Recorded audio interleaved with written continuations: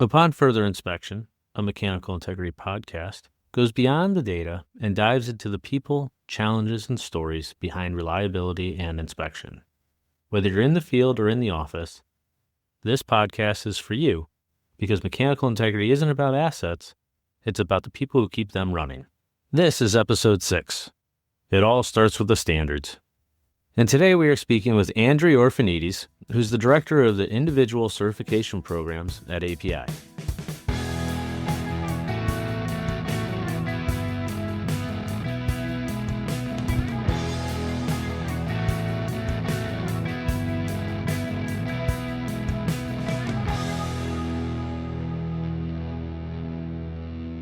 So, Andri, thanks so much for joining us today. We're really excited to talk with you and learn as much as we can about some of the certifications and some of the other projects that you have going on. So thanks for joining us.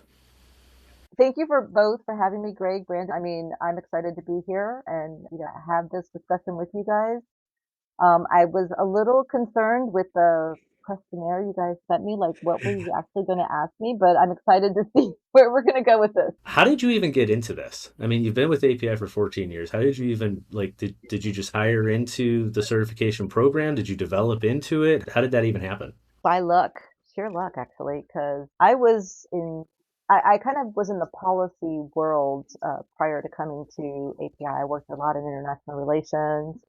My previous role was at the Woodrow Wilson Center, which I believe may or may not exist anymore. Who knows? But we promised we weren't going to get into politics, so I won't talk too much about that. But honestly, I was looking for what's my next step. They say, you in a lifetime, you could have 5 different career pathways, and this just seemed to be another way to go. I hired into the exam coordinator position, and I remember thinking, I've never coordinated an exam before in my life. Like, what do they want me to do? And I called up Tina Briston, who was the manager of the individual certification program at the time. And I was like, should I apply? Like, should I even apply? That was my question. Because I was like, I don't know if I meet the criteria here. And for whatever reason, she liked my international background and she said you should apply. And I did. And the rest is history. I've learned the credentialing world inside out, starting not quite at the bottom, but sort of towards the bottom. Um, and went from exam coordinator to a project lead to a manager to director over the last 14 years. I never thought, if you would have told me this when I started, that, hey, you'd be on the ISO work group that's looking at the revision of 17024. I'm like, oh, I mean, like these things, or I would be on this podcast, to be honest. Back when I first started, because I was just like, hey, I really like what, first of all, API was about. I've worked in the policy realm where we talked about issues for 15 years and nothing ever changed, or very little changed. If you were looking at whatever Turkish Greek relations or whatever it was we were looking at, that didn't change much in 13 years that I worked there. It was still the same issues. We just kind of recycled them and tried to give a new spin on them. But when I came to API, I was like, I see these people who are so passionate about what they do. They see something that's an issue, and literally within a year or two, things could change. They try to put some new thing in place. They try to change something, whether it's through the standard or whether it's through a new certification program. It's going forward. They don't just talk about it and talk about it and talk about something. I know, Greg, they do just talk and talk and talk about it. But there are so many other areas that I see where the action actually happens. So I typically use the refining meetings that are probably about 6 months apart, where it's like something can be talked about at this one refining meeting and something's happening by the next refining meeting. Either a new report's being done or some research that has been done or something. And you see movement and change and stuff. So I'll get off my point. That was where what. But yeah, I didn't know about the credentialing industry, but I also love the fact that I'm working in an area that I know is helping people. At the end of the day, we're helping to keep the industry safe, right? And operational, and we're delivering hopefully a good candidate pool of people who are knowledgeable that the companies can rely on in their daily operations. So that makes me feel good. And it's all peer reviewed, right? And it's Yeah, set by the industry, the people in the industry, the ones that are working it, right? It's not some policy writer from who knows nothing who's coming in and saying you shall do, right. It's people that are actually there and a part of it that are building it, so that it makes it that much yeah. more valuable, I think. For the industry, by the industry, if you There it will. is. There it is.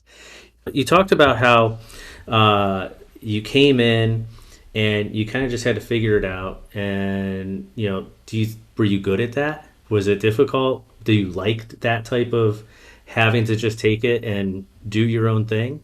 I'm curious because our family motto actually is figure it out.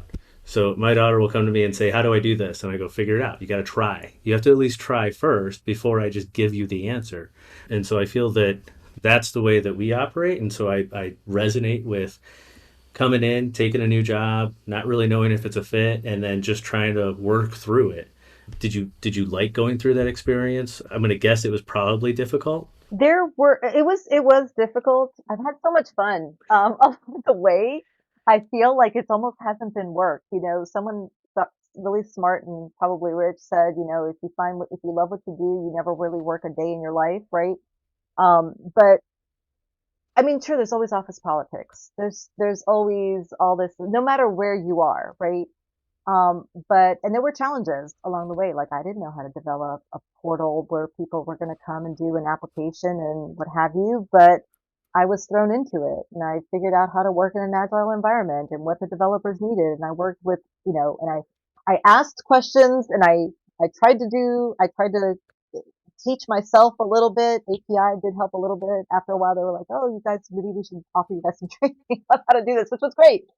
And, we built this platform and then it was like, okay, what's the next challenge? I love taking on new challenges. I love looking at things and trying to solve problems. And that's it. And I don't know, here I am. I guess somebody thought I did a good job and all of a sudden I'm director. So I guess somebody thought something of what I did, which still surprises me a little bit. Perfect. I love it.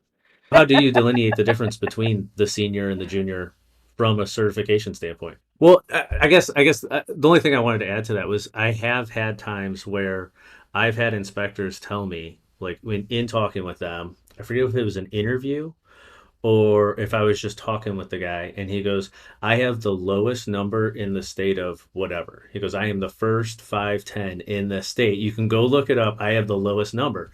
Right? And so like there's people like that's important to them. It's a badge of honor.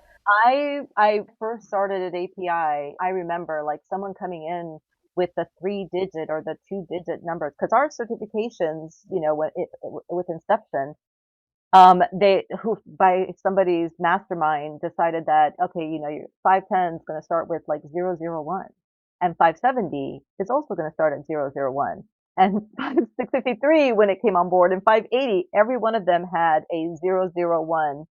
And when you're trying to look up somebody's certification and you're like, wait a second, is this their 570? Is this their 510? Because they all have the same number.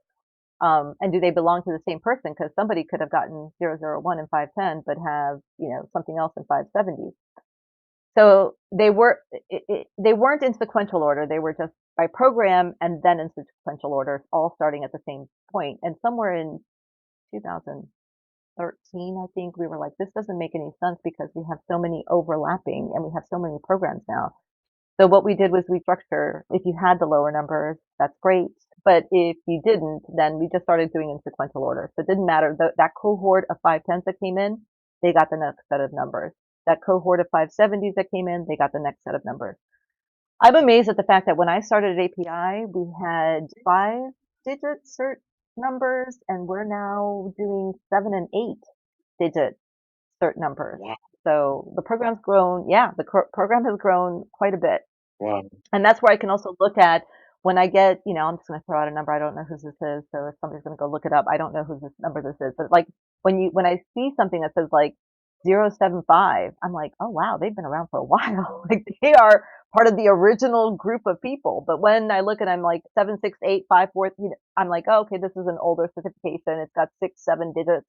I know, this is more recent. So, Andrea, I have 2 questions for you. And you can just use approximates if you don't have those numbers in front of you. how many certified inspectors does API have now in 510, 570, 653?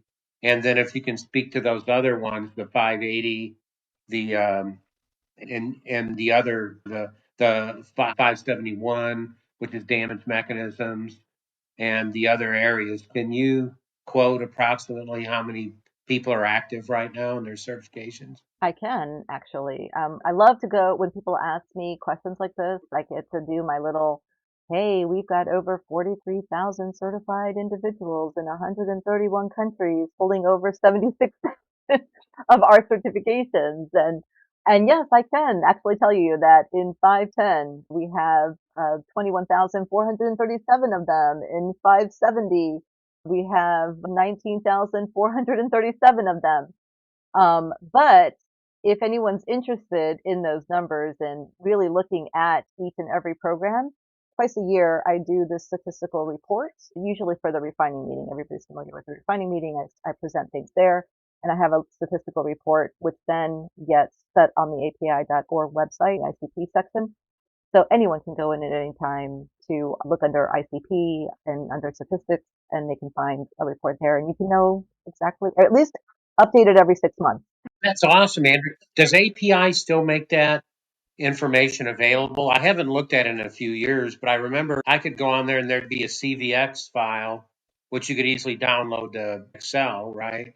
And it would say, Oh, you're talking about, yeah, you're talking about the directory. yeah, So the online directory, I actually put a statistical report together. It's something that I didn't start it. It was there, and I just sort of have built on it over time. But the inspector directory, you can go. We did remove the ability to get the downloadable and a file, because we promise our people that we'll keep their information. We're not going to share it with third parties. And when you have it open like that, people just download and they start advertising to inspectors, and a lot of people appreciated that. So we did remove that, but you can still go online. You can find an inspector. You can look in a particular country and see how many inspectors there are in which program. You can still do that. But if you want to more aggregate, you can go to the statistical report that I put out. what I'm really amazed at and proud of, again, I've invested a lot of my life in API since 87, but I am really proud of the breadth of acceptance and recognized values, industries, and other countries, right, all around the world adopting the API codes and the recommended practices. I think y'all have done an amazing job there. It all starts with the standards. If we didn't have a good representation around the standards and a good group of people like yourself who work on the standards, then I just look at it as we're taking those standards and we're creating a product for that standard to actually be utilized. And I'm not saying they're not utilized, but for another way for those standards to be utilized. I mean, we see it all the time internationally. In the U.S., obviously, it makes sense that it's the standard, but internationally, so many times people are like, obviously, we're going to use API as our standard. Like, we're going to follow API.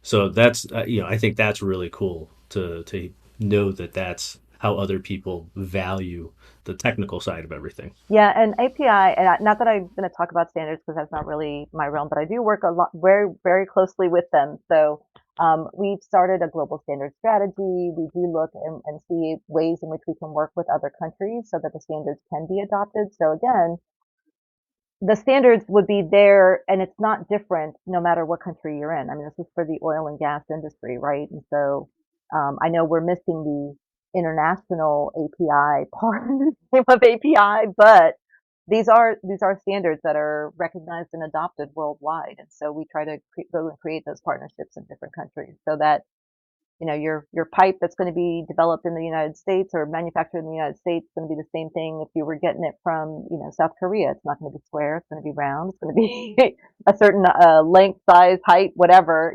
So it's all created equal in a sense, and everybody's operating from the same understanding. I think it's quite a testament to the adoption of API codes and standards, which lead to the value of certifications that line up with those codes and standards. So it's amazing. I mean, and other countries do some good jobs, right? And I mean, Australia has a good set, and the EU has theirs, and so forth. It just, to me, it's very gratifying to know that the work we've done over the years has been appreciated and recognized Yeah. by people in other countries. And no better way than to try to make those standards into something that, again, can be adopted, can be utilized in different ways, whether that's certifying people's knowledge, whether that's certifying companies that are manufacturing to a certain code or standard.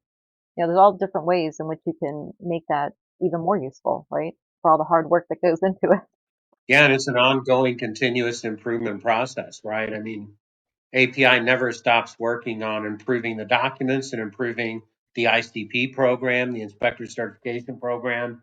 There's there's constant work that goes on, and I think y'all deserve a lot of credit for that. Thank you. Our volunteers deserve, our subject matter experts also deserve a lot of credit for it. But in looking at it, we also like to make sure that, the programs that ICP has, they started, there were incidents in the industry that were happening in the late 80s. And so a bulk of the programs that were started, the 510, the 57.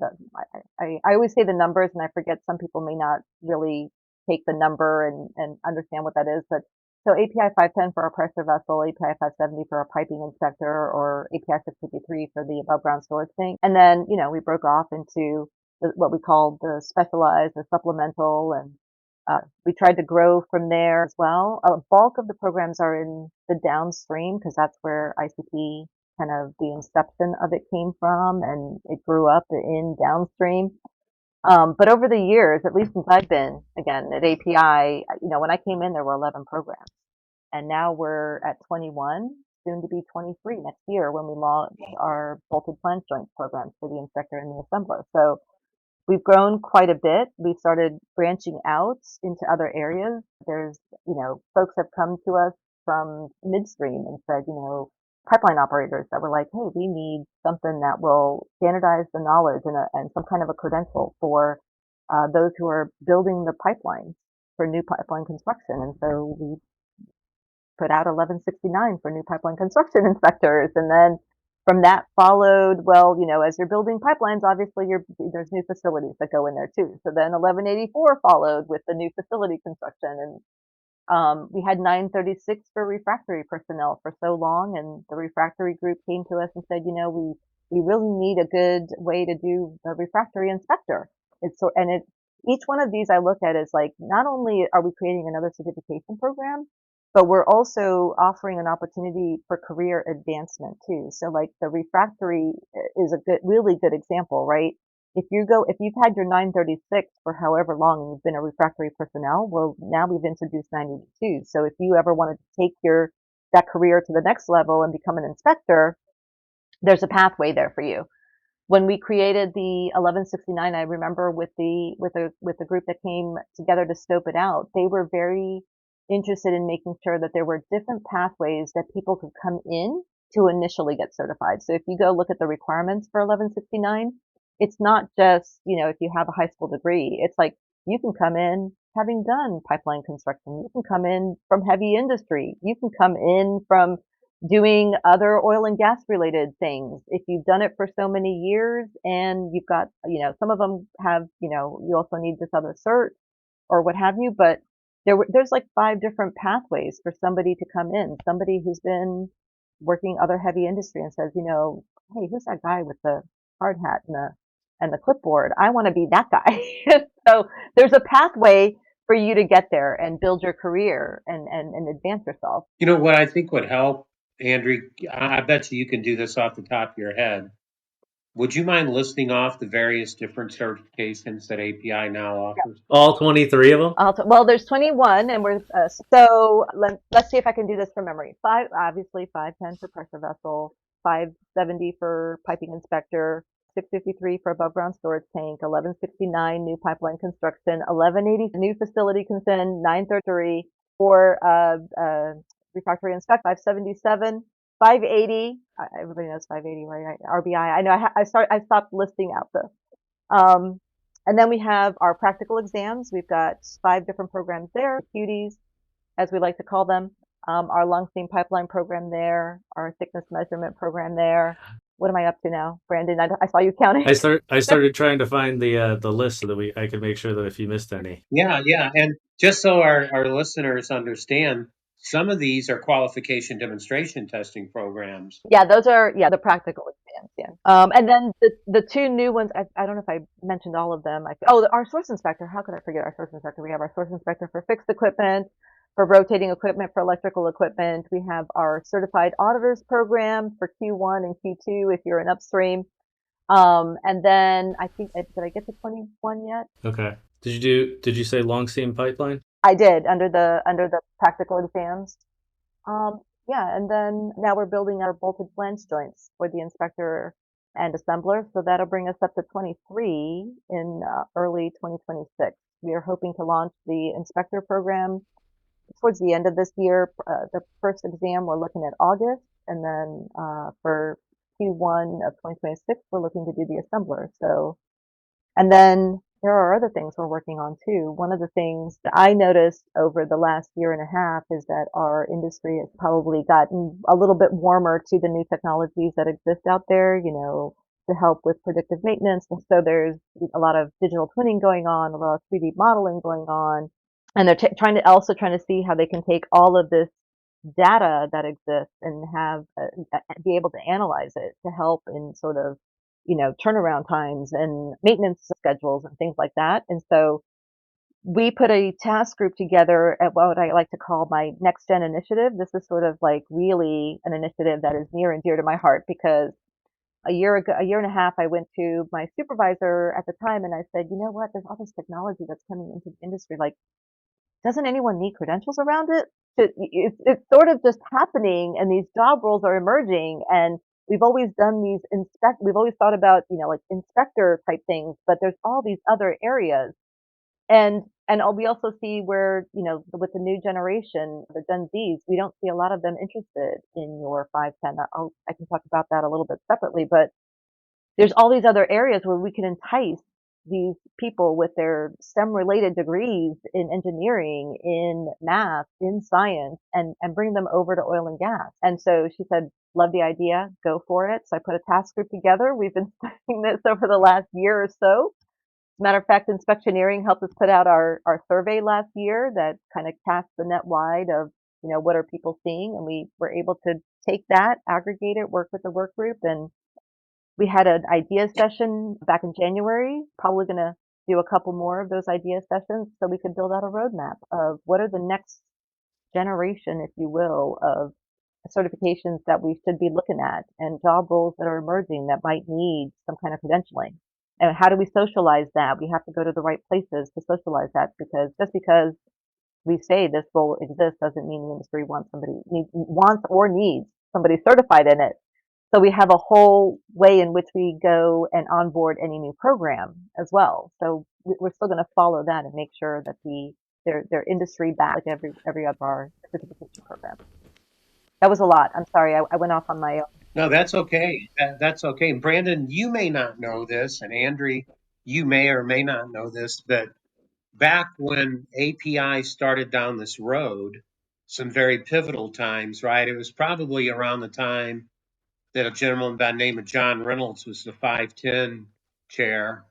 There was a vision that he and others of us had that was, how do we create a career path for people that don't necessarily have degrees, but are damn good at what they do? And that was a lot of the impetus, at least for my interpretation or my observation in the beginning. And here we are now, 25 years later. 36, but who's counting? I thought that 25 seemed a little light. That means I get to subtract 11 years from my age. I literally looked at the date and I was like, that seems a little light, but I'll let it go. Yeah. Well, I mentioned 87. I think in terms of what some of the qualifications we've also changed just because you want to look at offering that career opportunity to a lot of different ways. I think the first effort was really great because it's on a sliding scale, especially for 510, 570, 653. It's a sliding scale between your education and your experience in the industry. So, even if you don't graduate high school, there's a pathway for you there, right? And you do have to work a little bit longer in the industry and you do have to get a little more knowledgeable, but I mean, that's just the way it goes, right? And then if you've got high school and if you've got an associate's degree, and it's the way that, like I said earlier with the 1169, like there's ways in which you can create these pathways for people to start a career and really get a good career. Some of the, I hate to say, but some of the times, at least when we talk to people, these are good six-figure incomes. If you work, it might not start off that way. You probably have to work 2-3 years to get up to the levels of John Reynolds and yourself to be earning those salaries. But it's still a really viable option to start in. That's my thought anyway. And then we've worked over the last 5 or 6 years as we started our veterans initiative as well. And so we went back and said, well, there should be a pathway here for veterans, right? And so in lieu of the education, you can have so many years of experience as a veteran and be able to meet the criteria as well. And we kind of looked at it with all of our programs. So if anyone that you look at now, there's a pathway for veterans to come in as well. It's great that you're looking outside. I think that's awesome because, right, we had the time period where we did have a lot of vets coming back and looking for jobs. And so creating a space for that. And now looking forward with the next gen, the industry, the way that we do things in the industry is changing as well too, right? When Greg was talking about 25, 30 years ago, the idea was let's just go out and like look at things, do our inspections, make sure we've got people who are doing a good job at that and gathering that data. We're now at the next point where we have all the data that those folks have brought in. Now let's put together programs to help those folks, to make sure that the folks that are looking at that data, analyzing that data, and making decisions with that data are also to a certain level that we feel that they should have. It allows people to come from not just within, but from the tech industries and from, as you said, heavy industries, other places, and be able to come in and not be an outsider. They can come in, they can say, hey, I have this cert, this cert, this cert, and put that on their resume or work towards it to put it on the resume and be able to be within our industry then. So I love it. That's a great idea. I have my little kid question. When the certifications first came out, 001, is that a symbolic person that has 001, or was it just literally whoever was the first person to click submit?